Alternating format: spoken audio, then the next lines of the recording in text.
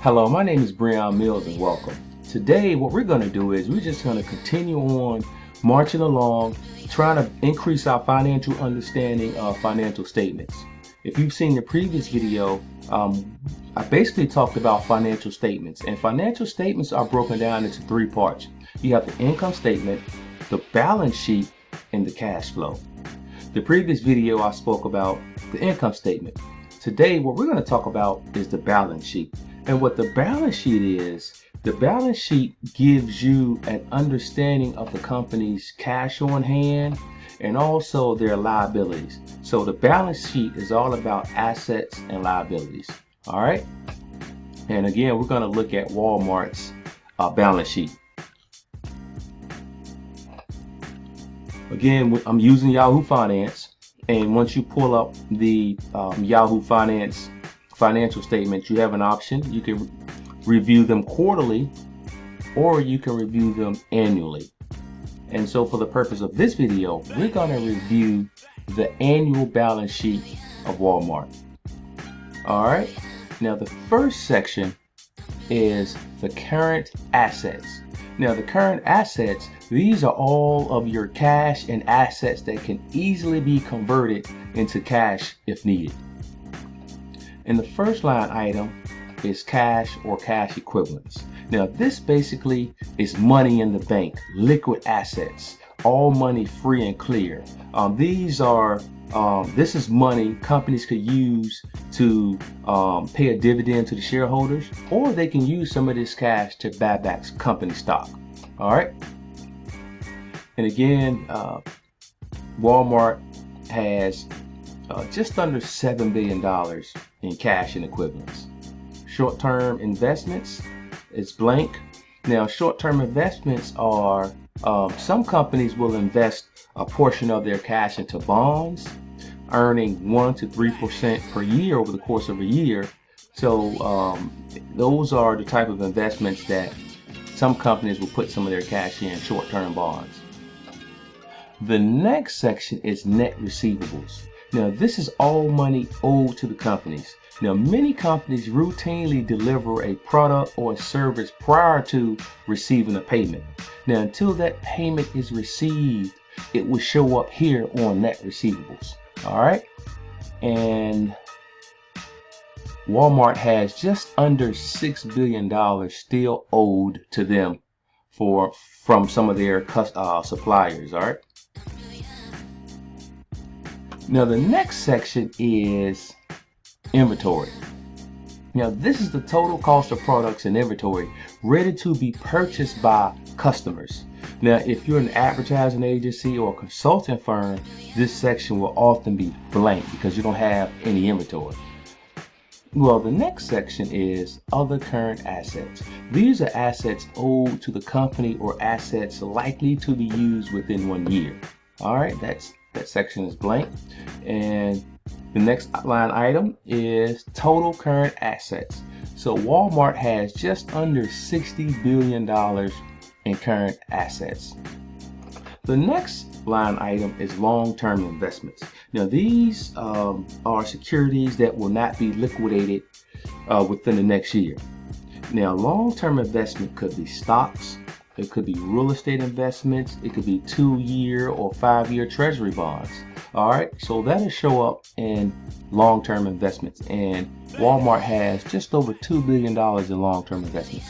The next section is property, plant, and equipment.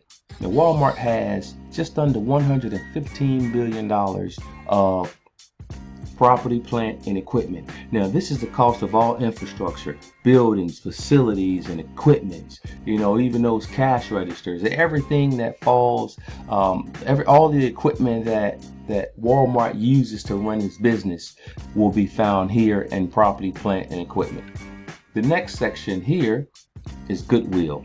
Now when a company purchases the assets of another company for more than its value, that difference can be recorded as goodwill. For example, if a company has assets worth $2 billion and someone acquired the company and paid $2.5 billion, that $0.5 billion difference can be recorded as a good gesture. you're worth $2 billion, but we're going to pay you $2.5 billion. So that $500 million could be considered or jotted down here as a goodwill. And also goodwill could be the company's itself value, their trade name, their trademark, their brand name. These are all part of the goodwill. So the Walmart name itself could be worth, tens of billions of dollars. All right, the next item is intangible assets. So an intangible asset is a trademark, as I mentioned, a patent, brand names. Also, it can include non-physical assets that have been acquired and developed but not developed in-house. So the next line item is accumulated amortization. Now, accumulated amortization is depreciated tangible assets over the lifespan of that asset. For example, a trucking company may purchase a brand new truck for its business, and every year that truck depreciates in value. You can calculate that appreciation and add that total amount to the accumulated depreciation. And you have the same thing happen with machinery and various types of equipment. You buy this stuff at a certain price, and every year it depreciates, it drops in value. You can calculate that, and you can add that to the accumulated amortization. All right. The next section is other assets. These are assets that the company holds for a length of time, but they won't be listed anywhere else in the asset section. And Walmart has just under $10 billion in other assets. The next section is deferred long-term asset charges. Now, this could be a long-term prepaid expense that is carried as an asset on a balance sheet until it is used or consumed. For example, a company could pay their insurance, their yearly insurance up front, right? Or they can pay, or they could actually lease a building and they're going to pay the whole 12 months up front. So that is what's called a deferred long-term asset charge. All right. The next line item is total assets. So Walmart has over $204 billion in total assets. All right. Next section is current liabilities. All right. Current liabilities. And again, current assets is what you have or what's owed to you. Liabilities are what you owe or what you have to pay out. All right. The first section is accounts payable. Now, this is all money that the company owes out to suppliers or service providers. All right. Companies like Walmart, they have a huge inventory of product. So when inventory levels are low, the suppliers will often redeliver or deliver new product to Walmart and bill them later. So that's what happens here when it comes to account payable. And Walmart has just over $46 billion of bills basically it has to pay. Just over $46 billion. The next section is short-term or short current long-term debt. Now this is the amount due for loans the company has taken out. This is usually repaid within the next 12 months. So whenever you see a price here just under $4 billion, Walmart plan on making these payments or paying this off within the next 12 months. The next section is other current liabilities. Again, these are liabilities that aren't listed in one of these other sections here. All right. And they have just under $3 billion in other liabilities. Again, these are a loan or something that Walmart has to pay out within the next 12 months. All right. The next line item is total current liabilities. So Walmart has just over $78 billion in total liabilities. Now the next section is long-term debt. The long-term debt consists of loans and financial obligations lasting over 1 year. So this is mostly loan repayments and leasing obligations. All right, Walmart has over $30 billion in long-term debt.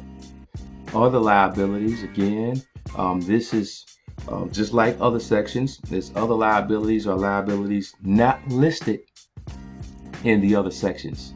This is for your miscellaneous debt and obligations. All right. So the next line item is deferred long-term liability charges.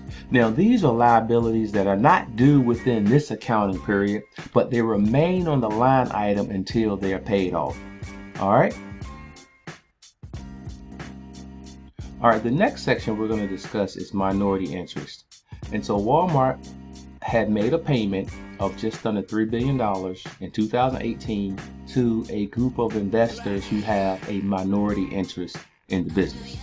All right, the next section is negative goodwill. So this is the opposite of goodwill.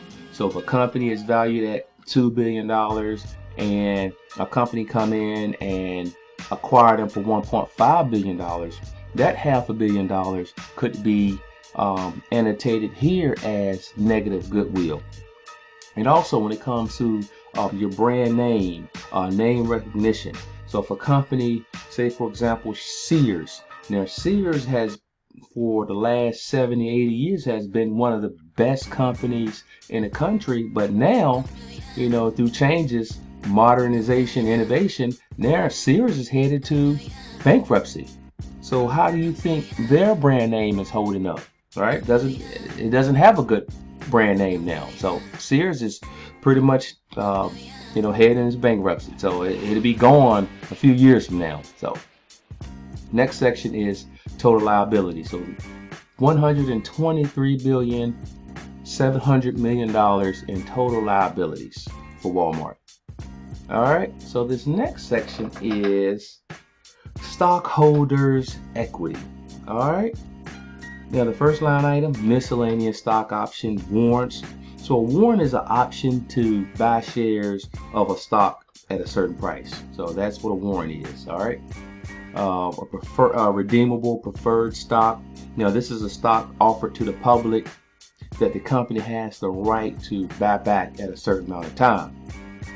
This next section is a preferred stock. Now this is a stock where shareholders will receive a fixed dividend. All right. Next is common stock. Now this is the amount of common shares or common stock that has been issued to the public. All right. The next item is retained earnings. Now these are profits that the company has earned. All right. Walmart has earned over $85 billion. The next section is treasury stock. Now this is how much common stock that the company has repurchased. All right. The next line item is capital surplus. Now this is when companies sell shares of its stock at a premium or for more than what it's worth. All right. The next line item is other stockholder equity. Now this section is for all of the equities not listed in other categories.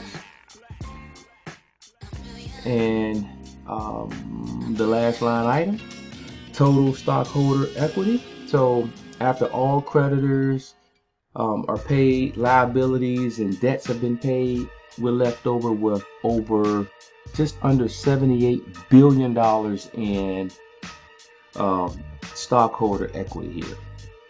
And the next line item, which is the most important, is net tangible assets, just under $60 billion.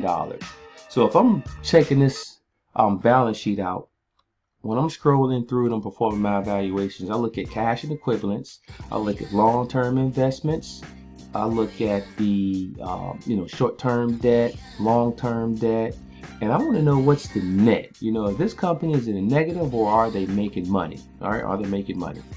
And you can see here, Walmart has actually been decreasing its net tangible assets over the past 4 years. So that's something to look at, especially when you think about Amazon, you think about Target. So these competitors are coming hard, and these competitors are actually taking business from one another. So that's something to look at. So there you have it. That's the balance sheet. I know it was long, and when it comes to learning about this stuff, it can be sometimes boring, but it's much needed. It's really needed for your financial success. All right. Again, thanks for watching, and come on back for more wealth building information. All right.